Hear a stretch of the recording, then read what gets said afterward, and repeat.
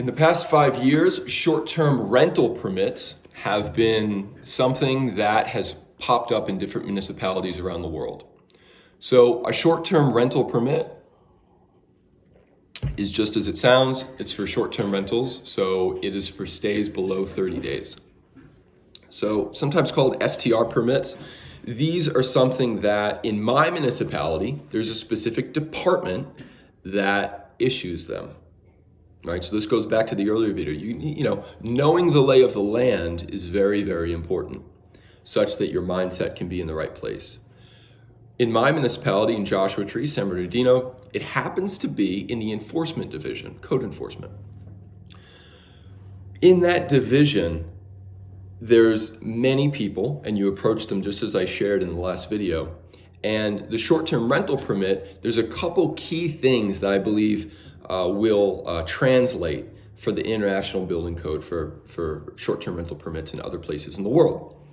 The first, whatever structure you're getting a short-term rental permit for, make sure that it's been permitted, other aspects of it. If there's a new garage, if there's an addition, if there is a new sub-panel, ensure that these different bits have been permitted.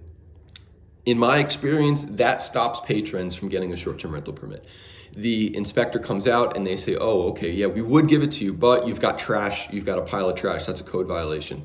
You've got a garage that has no permit. You have a new roof that just got put on, there's no permit, we want to see a permit for that. So that will absolutely stop your short-term rental permit from materializing and will be at the least frustrating. Okay, so that's the first thing. The second thing is what you want to make sure is that you're paying taxes on what you are advertising that you're renting out. So if you're renting out a 1,500 square foot house and you're only paying taxes on, say, 700 square feet of it, that will be a problem.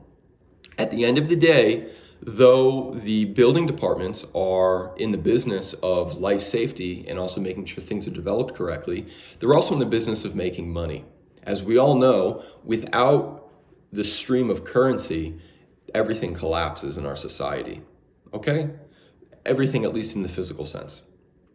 So they need to be making their money. What does that mean? They want to make sure that the tax and assessor's office has all their information. So if the inspector comes before they give you your short-term rental permit and they say, interesting. This house is way bigger than 700 square feet. I can visually see that clearly. They're going to start getting really curious and looking for that. So make sure that whatever is on tax roll is the same amount of space that you're looking to rent out. And in another video, I'll get into if that's the case, or if the case is that they don't match, we can get into on how to remedy that. It's pretty straightforward. Okay? So that's the second thing to really look out for.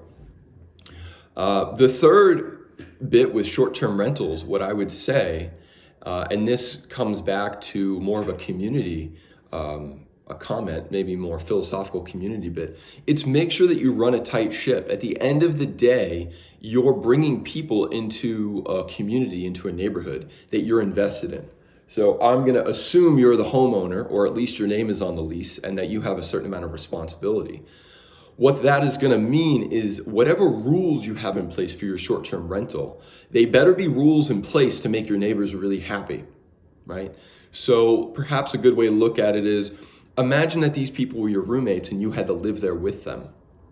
What kind of rules would you have in place, right? Perhaps there's certain curfews, things like that. You can imagine even at a hotel, there's going to be certain noise limitations and certain curfews with people, running around partying, that are going to need to be obeyed by. So run a really tight ship. You're the captain of the ship. So lay down the law such that you protect your downside, and make sure that this is communicated up front with those who are renting from you. And in turn, you're going to be able to translate that, if there is a complaint, to the code enforcement, or in your municipality, perhaps it's a different arm of the building department. Right? So what that comes down to, going back to building permits, is you are sharing with the county how you roll. Hey, this is the way I run the ship. This anomaly happened. I'm so, you don't have to be overly apologetic, but perhaps you say, listen, I'm going to take responsibility for this. Thanks for your patience. And then you can move forward as such. So those are some of the key components when thinking about putting a short-term rental permit together.